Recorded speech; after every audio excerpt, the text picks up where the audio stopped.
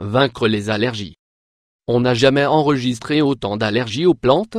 Pour les spécialistes, pas de mystère, le pollen devient plus agressif à cause de la pollution.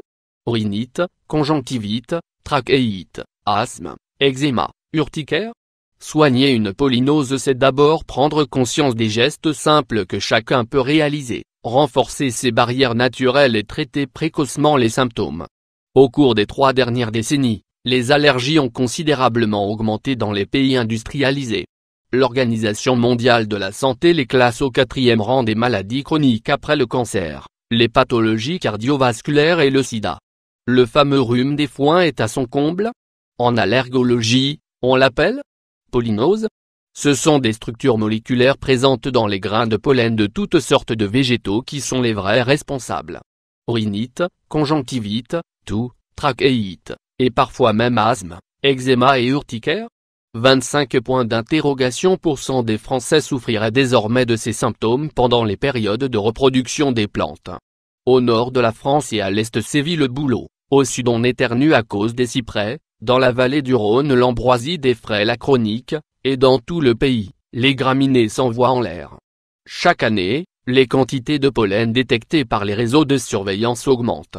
Les aérobiologistes parlent de pollution verte, qu'ils définissent comme une concentration excessive de grains de pollen allergisants dans l'atmosphère. La faute aux plantes? Le processus de reproduction des plantes aurait-il dégénéré? La réponse est clairement non. C'est à l'humain de faire son culpa. En un demi-siècle, la main de l'homme a modifié nos paysages. Les aménagements urbains ont laissé des zones en friche qui favorisent la prolifération des graminées, principales responsables du rhume des foins. De plus, les plantations d'espèces très allergisantes comme le cyprès, les bouleaux ou les oliviers ont contribué, depuis plusieurs décennies, à une augmentation progressive du nombre d'allergiques dans certaines régions. Mais ce n'est pas tout. La pollution atmosphérique, et notamment l'ozone et les particules de diesel, abaisse le seuil de déclenchement des symptômes. En se fixant sur les pollens, ces substances issues du trafic automobile augmentent leur adhésion à la muqueuse nasale. On constate ainsi que les pollinoses sont plus fréquentes dans les zones situées autour des axes routiers. Aujourd'hui, on ne recommande plus de fuir les campagnes pour se prémunir des allergies, bien au contraire.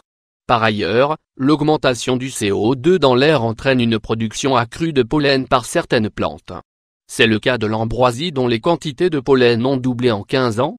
Comme pour préserver son avenir, la plante stressée produit une plus grande quantité de pollen dont les molécules, des protéines de stress, sont allergisantes, explique Dominique Château-Waquet.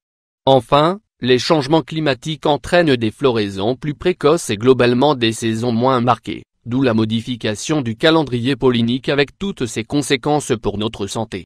La pollution fait le lit de l'allergie. Dominique Château-Waquet, allergologue, nous explique. Les polluants altèrent les muqueuses, ces barrières qui sont faites pour nous protéger. Prenons l'exemple du nez. Lorsqu'il fait sec, qu'il fait très chaud ou très froid, la muqueuse nasale revêt son manteau muqueux pour vous protéger. Et on le sent bien parce qu'on va devoir se moucher. Si, en plus de ça, l'air est chargé de particules ou de fumée, cette barrière va être surmenée et ne jouera plus son rôle protecteur. Elle laissera alors passer les pollens. De plus, les polluants chimiques présents à la surface des grains agissent comme des adjuvants pour faciliter le passage.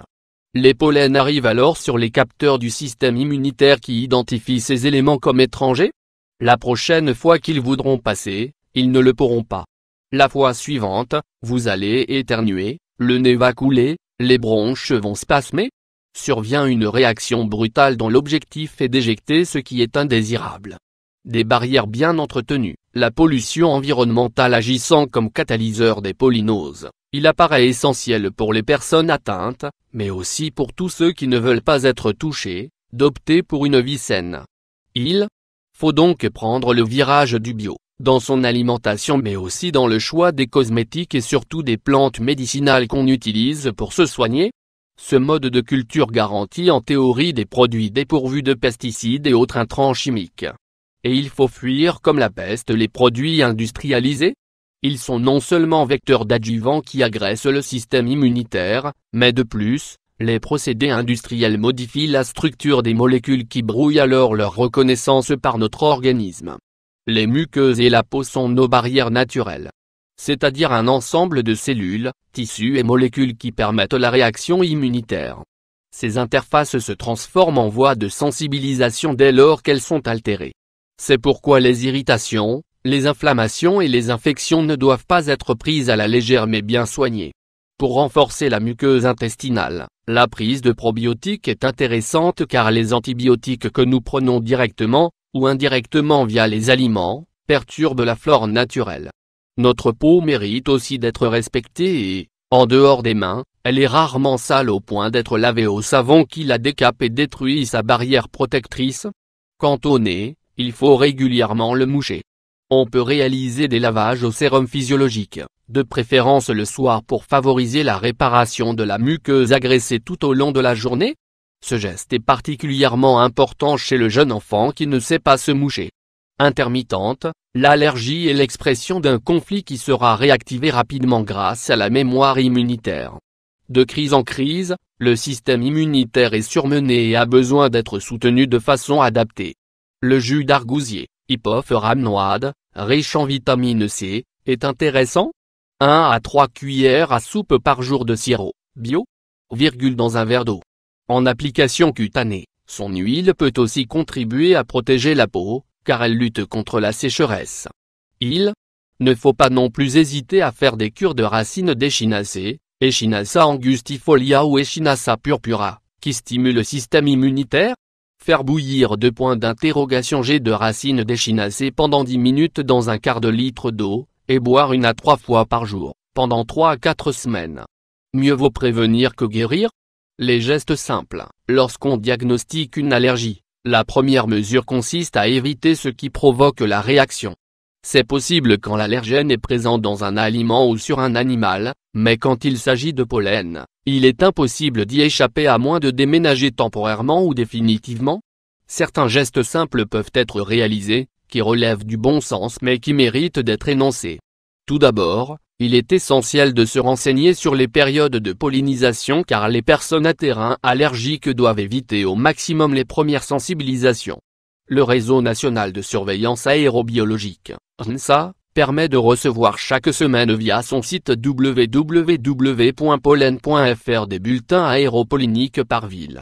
Pour les personnes souvent en déplacement, le réseau propose leur géolocalisation avec une application pour téléphone mobile, voir www.pollen.fr/widget. En parallèle, des pollinariums sentinelles ont été créés. Il s'agit de jardins où ont été rassemblées des espèces allergisantes. On y surveille de près les toutes premières émissions de pollen. Les pollinariums de Nantes, Angers, Laval et Rennes sont désormais effectifs, www.herpl.org.